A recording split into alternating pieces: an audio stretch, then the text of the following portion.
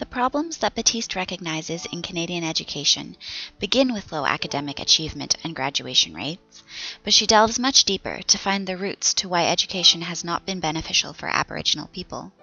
Like Fiore, she emphasizes a need to think critically about education in order to liberate it.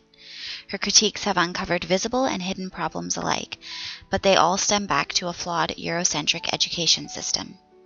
Kinkelo urges us to examine the unconscious pedagogies in our system, to realize whose history we are teaching and learning, to question whose perspectives we are seeing, and to accept conflicting interpretations. Similarly, Battiste identifies hidden problems in our elementary, secondary, and post-secondary systems that even those oppressed by it are not aware of. Those problems that are taken for granted as normalcy include privileging of colonial languages, knowledge, practice, and protocol, and insufficient exposure to Native studies and critical perspectives. For example, post-secondary institutions continue to offer the same old European heritage courses, and students generally gravitate towards them because our preceding education has taught us that they offer neutral perspectives and universal knowledge. But this is not so. This unconscious emphasis on Eurocentric knowledge diminishes the value of Indigenous knowledge and creates an education system where difference is seen as deficiency. Ultimately, a formal education has meant prolonged exposure to colonialist perspectives, because while perspectives are changing globally, education in Canada is not keeping up. Battiste points out that although laws have changed, practice has not changed enough. While educational literature speaks to the need for equality, and the law now recognizes and protects the value of Aboriginal language and culture, Canadian curriculum is still developed by non-Indigenous researchers and scholars, without Aboriginal communities in mind.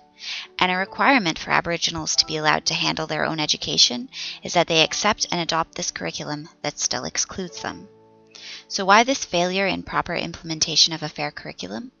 Battiste states that treaties are in place with the federal government, not the provincial, so no structures are set up for provincial change, even though it is the provincial government that dictates the curriculum. This doesn't mean that there haven't been attempts made to diversify, it just means that they are more like band-aids than real solutions. According to Battiste, while accessibility in programs in Canadian universities has been enhanced, it has not brought forth a change in university curricula content. Reframing institutions in this way to seem inclusive merely puts Aboriginal peoples in an outsider position, because it still means that institutions are choosing to adjust their practices and share their privileges with the outsider. Battiste speaks of other band-aid attempts at inclusivity that have been made by elementary, secondary, and post-secondary panels alike, when Aboriginal knowledge is added to the current accepted knowledge, such as through social studies units or Native studies courses. However, these attempts are merely add-ons, and they do not form a basis for education. Adding First Nations cultural knowledge or current events into education as a unit or an optional course does little to actually teach students in the way First Nations practices say they should be taught.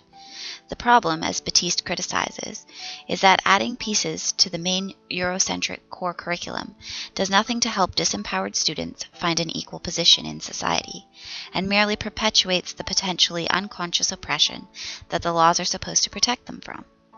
And so Battiste believes that our greatest challenge, if we are to apply critical pedagogy, is to take action against systemic discrimination for everyone, not just those who are oppressed by it.